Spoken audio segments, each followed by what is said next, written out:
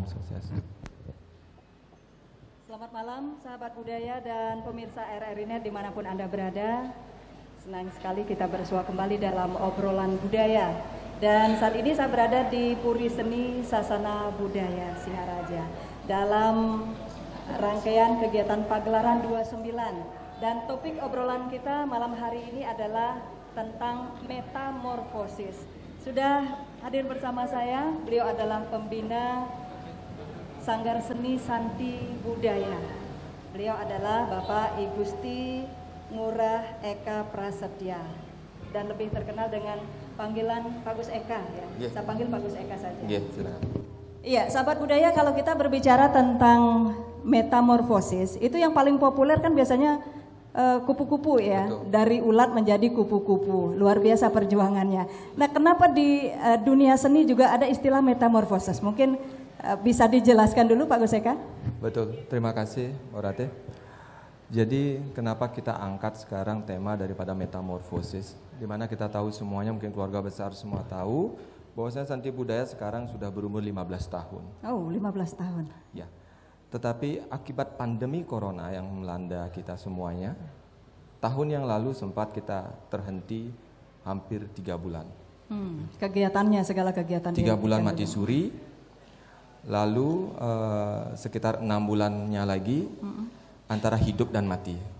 Oleh karena itu di bulan Januari ini Santi Budaya mengangkat metamorfosis. Walaupun tidak manusianya yang bermetamorfosis, tetapi kami mengambil simbol seekor kupu-kupu, di mana kita tahu bahwasanya seekor kupu-kupu itu mengalami sebuah kehidupan dengan metamorfosis yang sempurna. Mudah-mudahan dengan kami mengambil logo baru, semangat baru metamorfosis berdasarkan daripada perjalanan kehidupan metamorfosisnya kupu-kupu, begitulah kami akan menjalani visi misi kami ke depannya Santi Budaya di masa yang sangat sulit seperti ini. Seperti itu. Iya, berarti ada filosofi tersendiri gitu. Betul, ya. ada tantangan filosofi. luar biasa ketika menjadi ulat gitu ya Pak Gus ya. Karena begini, kami punya prinsip dan punya kata mutiara di sanggar ini. Ya, kreativitas luar biasa sesaat itu biasa, kreativitas luar biasa tanpa henti itu baru luar biasa. Jadi itu mengena, di mana kami mengambil filosofi daripada metamorfosis kupu-kupu, di mana harus ada yang namanya regenerasi. Tetapi regenerasi daripada Santi Budaya ini, untuk sekedar tahu keluarga besar semuanya, walaupun umurnya 15 tahun dan yang kami tampilkan di saat ini merupakan hasil metamorfosis kami selama setahun. Walaupun mereka sudah mulai 3 tahun, tetapi gunjang ganjing segala sesuatu mereka hampir setahun kita bentuk, terjadilah ulat-ulat yang seperti ini. Tetapi bukan berarti di belakang kami tidak ada. Selama 15 tahun ini Santi Budaya sudah menelurkan 5 sanggar baru lagi. Begitu metamorfosis kami. Kami tidak takut apabila ada anak-anak kami membuka sanggar kembali, dia akan menjadi kepompong, dia akan menjadi segala sesuatunya, tetapi itu akan membuat Santi Budaya akan semakin besar. Iya. Seperti Nika. Bukan membatasi kreativitas, karena seni itu sendiri adalah stimulus bagi kehidupan gitu ya. Betul. Pandemi nih Gus Eka, tadi sempat dikatakan sempat mati suri karena apa-apa yang namanya sudah pagelaran segala macam itu mundur dulu deh gitu, atau dibatasi gitu. Ini yang menjadi tantangan juga gitu ya Pak Gus Eka. Dan juga jawaban daripada logo kami 5 tahun yang lalu, ku mulai dari sebutir telur, ku dapat menggapai langit. Sekarang ku mulai dari seekor itik, surga pun akan kurai. Karena hanya kupu-kupu saja yang mudah-mudahan bisa menangkap surga. Seperti itu. Oke. Apa saja yang dilakukan nih Pak Gus Eka di Sanggar? Karena selama mati suri anggap ataupun para pekerja seni mungkin di seluruh tanah air gitu sempat mengalami yang namanya ketidakpastian gitu. Apa yang dilakukan? Karena tentu berbeda seni-seni tari, tabuh itu kalau didiamkan gitu, ibarat mungkin dalam dunia olahraga, mungkin ada yang sudah dilakukan selama sekian bulan gitu. Betul sekali, kami mengambil metamorfosis ini selain daripada perubahan fisik daripada Santi Budaya nanti secara manajemen, tetapi juga perubahan daripada tata kelola belajar mengajar di sana. Karena bagaimanapun juga perlu kita mengadakan suatu survei waktu ini selama 3 bulan berturut-turut. Kita mencoba melakukan proses latihan belajar mengajar tari Bali, tabuh dengan metode daring ataupun luring, seperti yang sudah dicanangkan oleh pemerintah untuk pendidikan akademis di sekolah. Iya. Sedangkan sekolah lagi tutup nih gitu kan. Namun yang terjadi selama 3 bulan kita mencoba daring, segala sesuatu memang biaya yang sangat luar biasa kita keluarkan, tenaga yang sangat luar biasa yang kami berikan, dan juga orang tua di rumah juga sudah sekolah tugasnya banyak, sekarang lagi harus mengemban tugas dari sanggar juga sangat-sangat berat sekali. Akhirnya dengan melihat situasi seperti itu, anak-anak kami coba, terutama di sini kan ada grup inti, kita coba ke sanggar untuk meyakinkan orang tua bahwasannya kita akan membuka Santi Budaya dengan protokol kesehatan yang sangat ketat. Karena selama 3 bulan mereka berhenti, urat, nadi, tulang, saraf, semuanya mati. Kaku ya. Kita akan mengulang lagi dari nol. Kalau di sekolah mungkin tambah-tambahan kurang seperti itu masih bisa mereka dipelajari. Ingat. Dikasih tugas sama gurunya, hafalkan sekian, bisa contek di Google. Tapi kalau belajar tentang teknis daripada tari yang memerlukan sentuhan karakter dari seorang pembina dan untuk jiwanya, memang harus bertemu langsung. Jadi satu hal yang paling sulit waktu itu adalah sosialisasi, meyakinkan sekian keluarga besar kami agar yakin anaknya ke sanggar itu prosesnya. Di awal ada penolakan? Pasti. Satu penolakan dari orang tua, penolakan dari siswa, penolakan juga dari aparat saat itu, dari aparat adat, dari Babinsa, segala sesuatunya. Jadi dengan proses yang sangat-sangat tidak gampang. Tapi Astungkare kami mencoba menjadi seorang pionir, kami mencoba menjadi seorang user, bahwasanya kami selama ini merupakan yang pertama, membuka sanggar yang pertama, membuat suatu pagelaran secara virtual yang continue, yang sustainable, yang berkelanjutan juga yang pertama. Dan 2 hari yang lalu dan kemarin kompetisi tari secara live, namun dengan protokol kesehatan. Karena selama dan ini itu kan, antusias mereka mengikuti. Ya, keluarga besar Santi Budaya semuanya bisa mengikuti. Cuman walaupun 60%. Ini keluarga besar Santi Budaya jumlahnya hampir, kalau ditari itu hampir 300. Tetapi karena pandemi ini kami tidak bisa memaksakan. Masih ada yang logowo bersama-sama takut berani untuk masuk sanggar. Tetapi ada juga beberapa yang masih belum diizinkan, kami juga tidak boleh. Tapi selama pandemi ini ada penambahan nggak, Pak Gus? Kenapa? Ada penambahan anggota baru nggak? Malahan kami menutup. Oh, kita sengaja. Orang mau masuk sanggar banyak, tetapi kami tutup. Jadi ini keluarga besar baru 60% yang ikut. Astungkare minggu depan ini kami mencoba membuka kembali. Karena bagi kami makin banyak anak-anak di sanggar, tetapi tidak yang namanya menyampingkan suatu kualitas. Makin banyak anak-anak di sanggar, tugas kami makin repot juga. Seperti itu. Jadi, dan kegiatan hari ini pun sudah melalui berbagai prosedur gitu, terutama untuk protokol kesehatannya, Pak Gus. Sangat luar biasa. Tapi saya benar-benar bangga sekali Bapak, Ibu, orang tua dan anak-anak. Selama mungkin sekian bulan menghadapi pandemi ini, kita semua belajar. Akhirnya memang benar-benar sudah bisa bekerja sama untuk mematuhi protokol kesehatan. Iya, seperti pagelaran yang dilaksanakan hari ini kan ada 29 gitu. Itu apa sih maksudnya, kolaborasi atau seperti apa? Jadi seperti ini, 29 itu ada 2 tari. Selalu kami mengcombine dalam anak-anak di sanggar ini, ada tradisi dan juga ada modern. Lalu ada dewasa, ada anak-anak. Sehingga Astungkare 15 tahun sanggar sudah berjalan ini, ada 7 alumni yang sudah ditamatkan. Kami terus sustainable, tidak pernah terputus. Kalau misalnya ini di bawah ini pun lagi kami ada. Artinya dalam 10 tahun ke depan rasanya Santi Budaya tidak akan bangkrut. Bangkrut dalam segi sumber daya manusianya. Iya, yang jelas seni itu memang fleksibel ya, menghadapi berbagai tantangan gitu ya. benar-benar luar biasa sekali pandemi ini. Harus senantiasa siap gitu karena ini benar-benar ketidakpastian gitu. Ini harus kita bangkit. Mungkin ada sedikit tips untuk seluruh pekerja seni di seluruh tanah air, Pak Gus Eka, untuk bisa bertahan karena ini kan juga proses. Karena tadi ada regenerasi segala macam. Ini pembentukan generasi baru di bidang seni sesungguhnya di tengah masa pandemi ini. Mungkin ada tipsnya gitu ya. Betul. Jadi pendidikan karakter yang sangat-sangat minim saat pandemi ini. Mereka pintar, disuruh tugas ini mereka cari di Google, tetapi mereka tidak punya suri toladan, tidak bisa mencontoh sebuah karakter dari seorang guru, mencontoh karakter dari seorang panutan.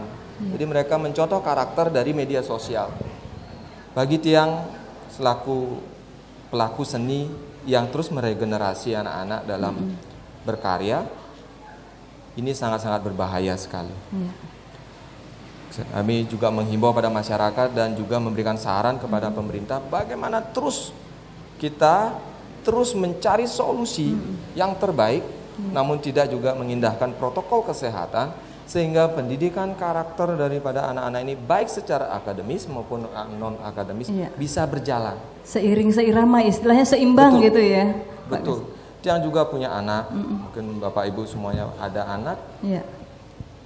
Bagaimana kesulitan seorang orang tua mengajarkan anaknya sebagai seorang guru. Sulitnya luar biasa. Benar. Saya seorang guru. Pada saat saya mengajar anak saya suatu pelajaran yang tidak saya pahami, itu rasanya mau bunuh diri. Seperti itu. Nah, mungkin ini sebagai teladan, makanya tadi sudah ada juga sedikit saran yang selama ini ada CHSE, jadi yang diterapkan oleh pemerintah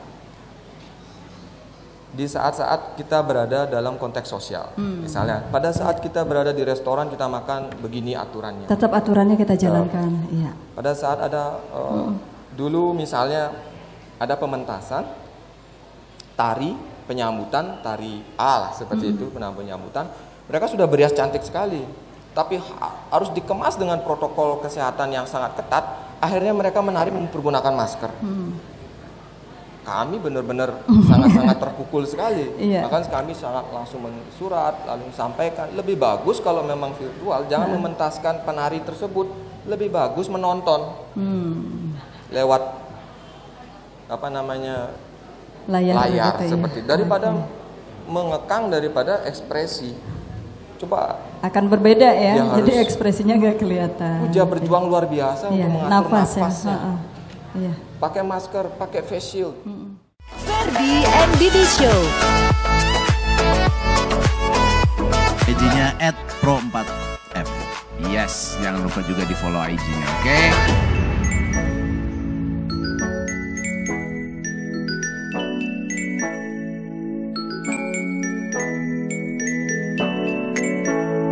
Lagu Suling Bambu udah gak ngetop lagi karena udah diganti sama flute. Oh Suling Bambu udah gak ada sekarang. Oh flute.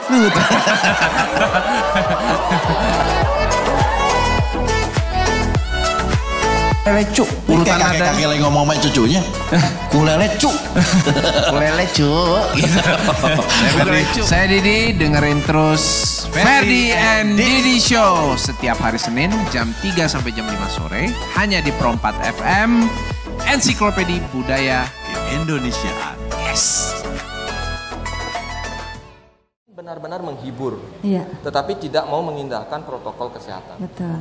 Nanti karena begini prinsipnya, dan kami sudah mengadakan survei, kebetulan Sati Budaya juga anggota daripada FIDAPS UNESCO. Kami berkoordinasi tidak hanya di sini, kami berkoordinasi kepada teman-teman, kolega kami yang berada di luar, bagaimana masalah pandemi ini. Ternyata lebih banyak pandemi ini menular lewat droplet. Artinya pada saat anak-anak ini dalam posisi diam tidak berbicara, dia aman. Karena tidak menular lewat angin ataupun sentuhan ataupun keringat. Yang paling penting menurut dari praktisi kesehatan yang ada di luar, pada saat berkomunikasi, berbicara, Itu yang paling penting harus mempergunakan. Okay. Oleh karena itu yang memberanikan diri tadi pada saat nanti mereka menari, karena tidak mungkin penari Bali akan berbicara di atas. Iya. Nanti coba akan kita tampilkan gitu ya. Betul. Gus Eka, Itu juga seperti apa. Kalau penabuh, walaupun dia duduknya memang tidak bisa jauh-jauh karena alatnya juga gongnya gitu, tetapi pakai masker. Mereka karena tidak terlalu untuk pernafasannya kalau penari kan beda gitu ya. Betul. Baik. Menari kita menghibur orang dengan mempergunakan masker sama dengan membunuh kami. Kami tidak ingin digaji berapa, kami tidak ingin dihargai berapa, tetapi kami ingin membuat orang lain senang. Kalau bibir kami tidak kelihatan, lebih bagus tidak ada pertunjukan. Baik, terima kasih Pak Gus Eka dan sahabat budaya dimanapun Anda berada. Seperti tadi yang disampaikan oleh Pak Gus Eka selaku pembina di Sanggar Seni Santi Budaya, ada berbagai inovasi dan juga solusi yang dicarikan untuk berbagai tantangan di masa pandemi ini. Dan tadi sudah disampaikan, coba deh kita saksikan dulu tarian ya yang akan ditampilkan malam hari ini dalam pagelaran 29. Seperti apa protokol kesehatannya juga dijalankan. Baik, jangan kemana-mana, kita akan saksikan. Alia Rohali di Pro 3. Pendengar Indonesia Menyapa hari ini bersama saya Alia Rohali akan mengangkat 4 topik aktual. Membahas isu-isu aktual Indonesia. Presiden Joko Widodo kembali berpesan agar hidup live setiap hari Kamis jam 8 sampai 9 pagi. Alia Rohali di Pro 3. Akurat, tajam, berimbang.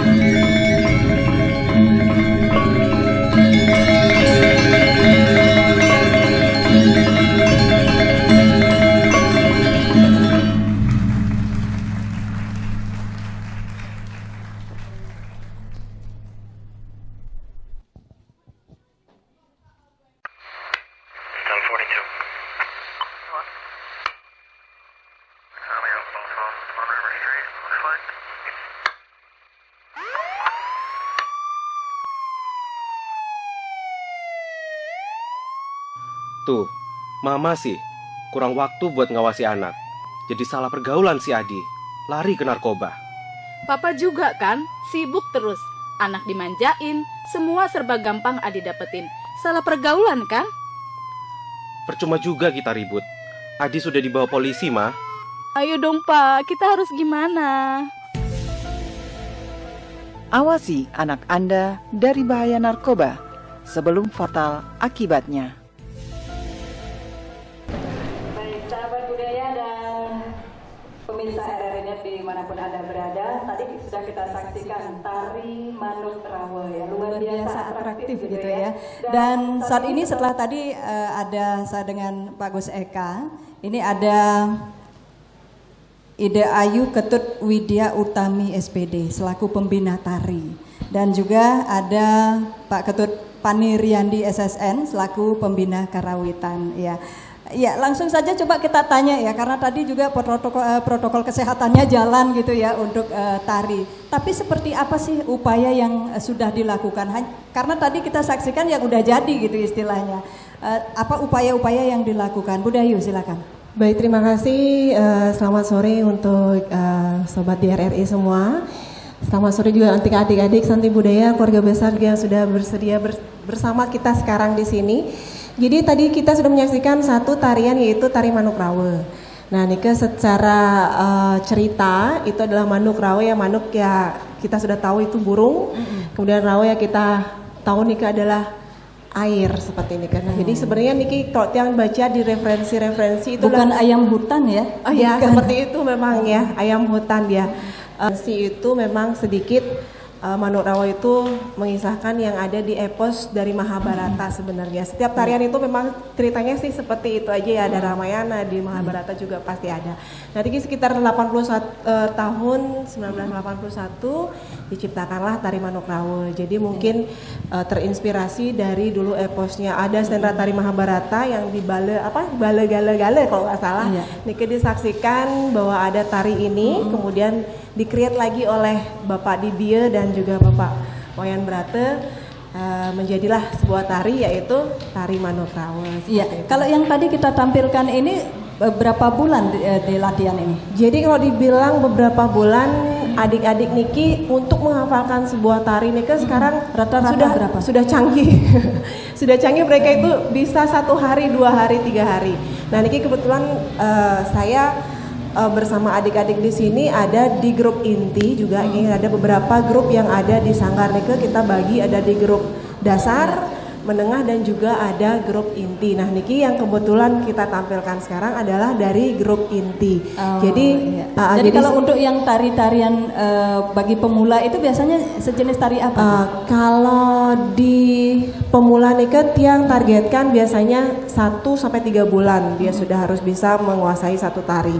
Jadi seperti itu. Jadi tergantung juga kemampuan dari adik-adik masing-masing ya. Jadi kita tidak bisa juga memaksa, kita bisa melihat kalau memang ada kemampuan kita lanjutkan terus. Tapi walaupun dia gabungnya samaan gitu ya. Betul. Jadi memang selalu begitu. Seperti di sekolah juga kan begitu nih. Jadi setiap kita ada suatu kelas pasti ada yang memang agak lambat dan juga memang cepat. Tapi kita selalu targetkan bahwa 3 bulan sudah jadi untuk pemula. Seperti ini Kak. Ya, kemudian selama masa pandemi ini kan seperti yang disampaikan tadi oleh Pak Pembina sendiri, Pak Gus Eka, sempat istilahnya mandek gitu atau istilah mati suri. Terus apa yang akhirnya menjadi upaya gitu untuk membangkitkan kembali sehingga mereka masih tetap lemes dan sebagainya, kan ini kaku kalau diam gitu. Betul. Jadi begini, kemarin kita teknisnya Nike memang banyak sekali kegiatan yang sempat tertunda.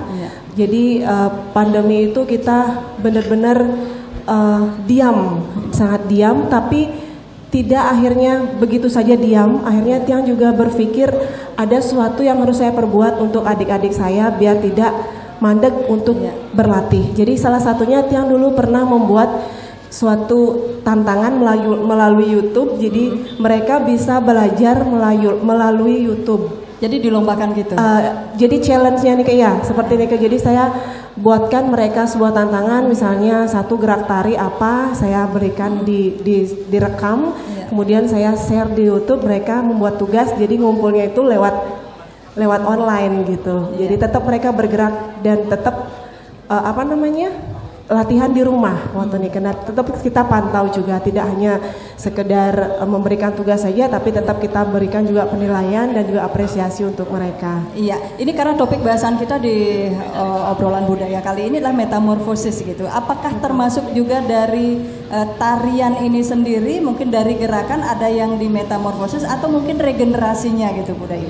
Kalau masuk ke tema metamorfosis nih, tentunya masih ada yang kita selalu pingin bahwa adanya lahir kembali generasi penerus yang ada di Santi Budaya khususnya.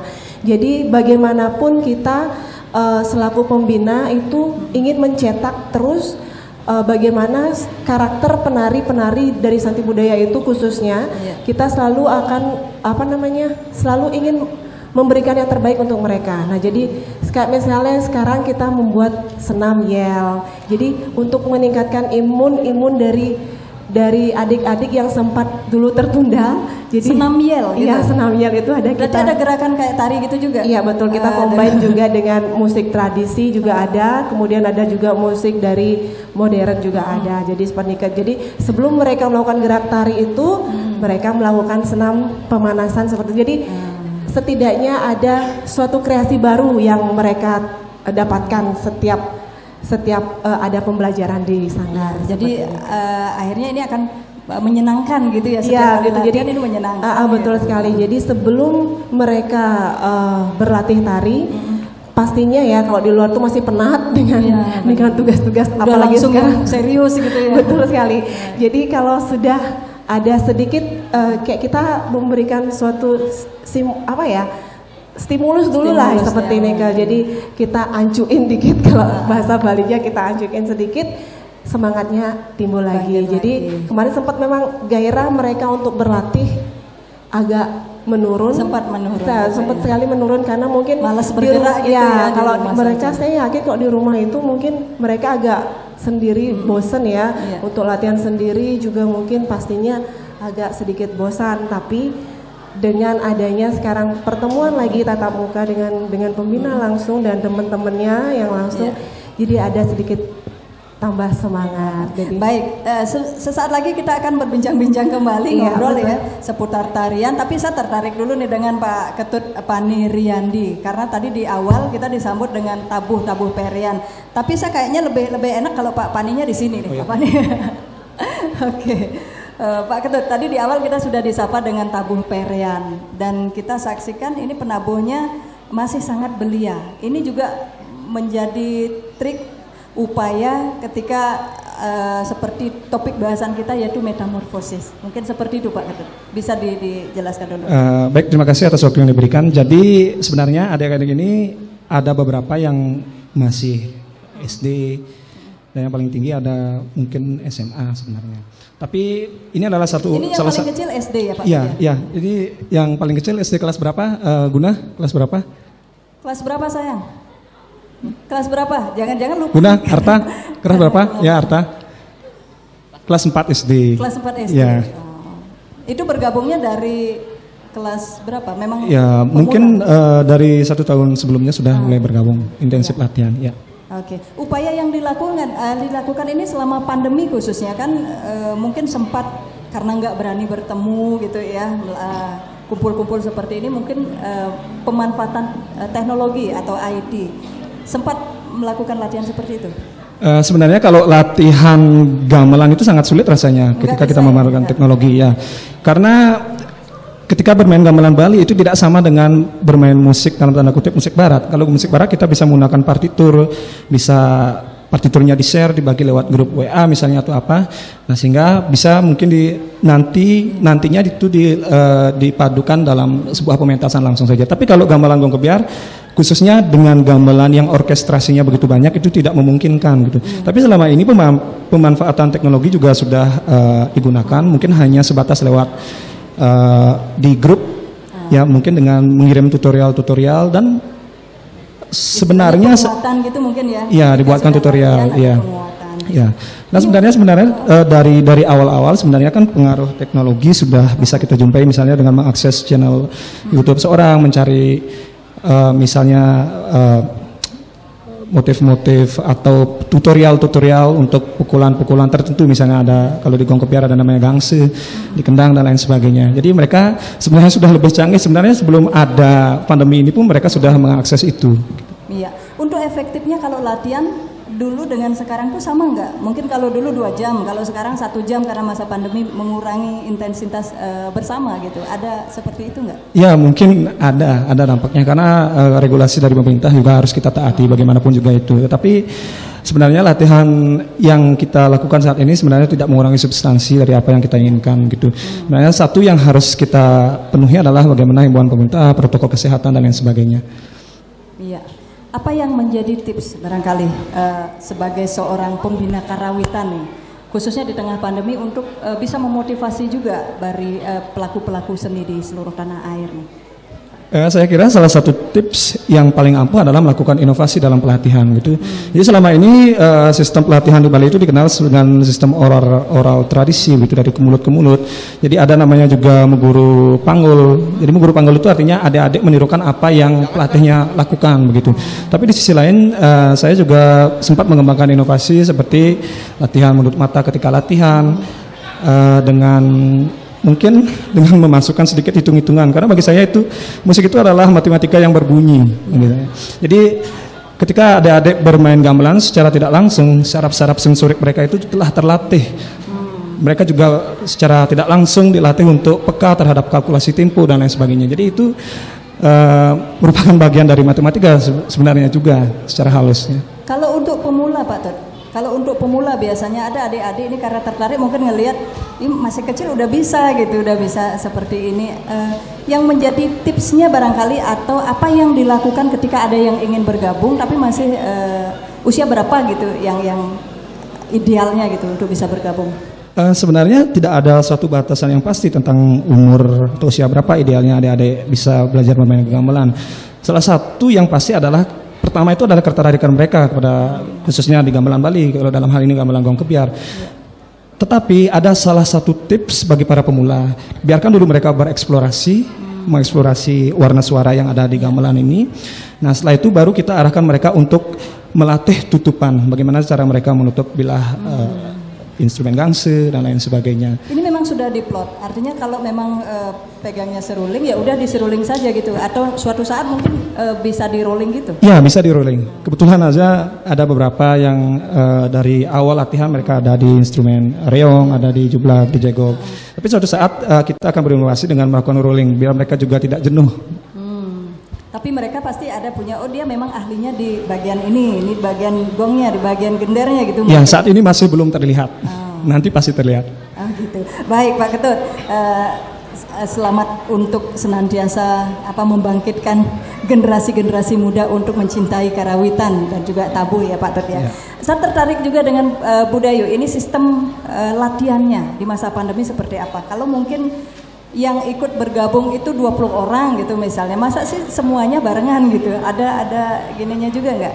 Baik, memang kalau dibicarakan nih sedikit pusing ya, karena memang kalau kita mengikuti aturan pemerintah nih memang harus diwajibkan kita menjaga jarak, atau apalagi dengan kapasitas orang itu kan harus memang, tapi tetap kita melaksanakan nih makanya untuk latihan kita spare beberapa hari jadinya. Ya, yang dulunya kita ambil Sabtu dan Minggu saja. Jadi itu sudah bisa barengan. Sabtu Minggu ini sudah berkumpul dari dari grup 1, 2, 3 dan berikutnya nih sudah kita kumpulkan di Sabtu dan Minggu. Akhirnya karena seperti ini kondisinya kita harus pilah dan kita berpikir jadinya mumpung mereka tidak ada kegiatan, jadinya sore-sore nih kita pakai untuk latihan. Dari sekarang sudah menjadi 5 hari jadinya, dari 6 hari ya, dari hari Selasa sampai Minggu jadinya ngefull. Ya, tapi durasi latihannya sama? Durasi latihannya masih tetap sama, 2 jam. Jadi seperti ini. Jadi satu grup di bawah Selasa, Rabu seperti ini kan. Tapi karena nggak ketemu dengan teman-temannya, mereka ngeluh nggak? Ada yang ngeluh nggak? Jadi tetap aja sih mereka akhirnya bertemunya dengan kelompok sendiri, satu kelompok mereka. Jadi sebenarnya kalau dulu nih kita ada 3 kelas biasanya. Jadi ada anggap dah kelas 1, 2 dan 3. Jadi nih kita gabung semua kemarin, tapi dengan pembina yang lain. Jadi ada 3 pembina juga, 1, 2, 3-nya. Kemudian karena pandemi seperti niki kita bagi kelasnya. Jadinya kelas 1-nya nih kita pakai Senin Selasa Rabu. Kemudian kelas 2-nya kita pakai Kamis Jumat seperti niki, dan 3-nya kita pakai Sabtu Minggu. Jadi tarian masih bisa kita pilah-pilah seperti itu. Tapi kalau untuk tabuhnya sendiri bisa nggak Pak Dut?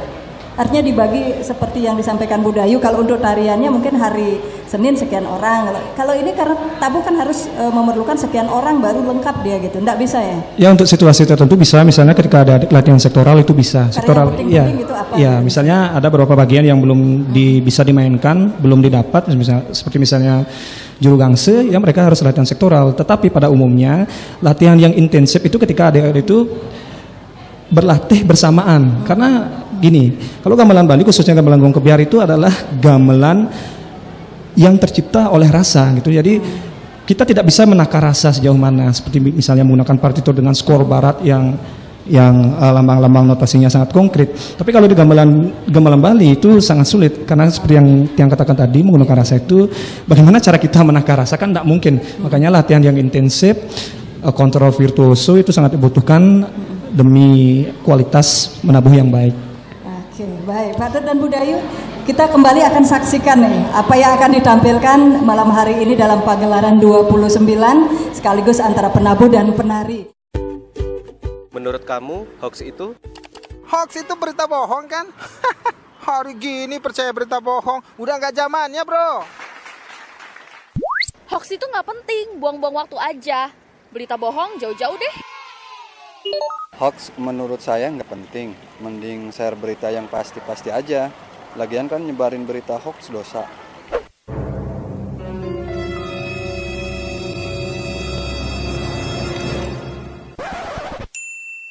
Nah, buat kamu, jangan asal share atau menyebarkan berita hoax ya. Baca dengan teliti, lalu klarifikasi kebenaran berita, biar nggak jadi korban hoax.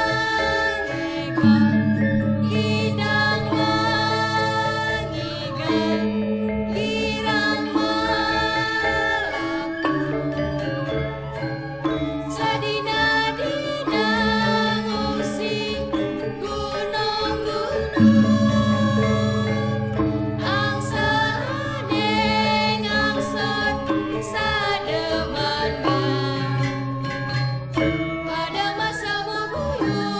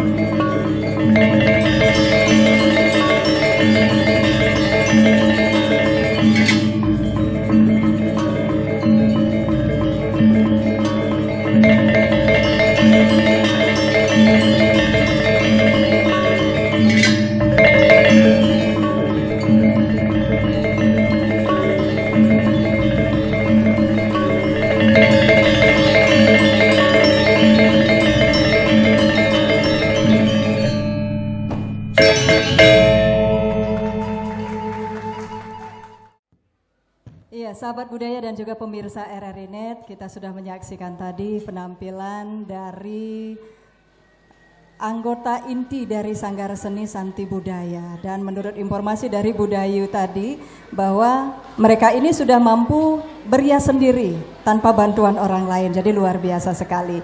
Ya, sahabat budaya dan juga pemirsa RRI Net dimanapun Anda berada, metamorfosis yang terjadi di dunia seni ini menjadi penanda pergerakan kreativitas untuk memenuhi kebutuhan sekaligus pembauran.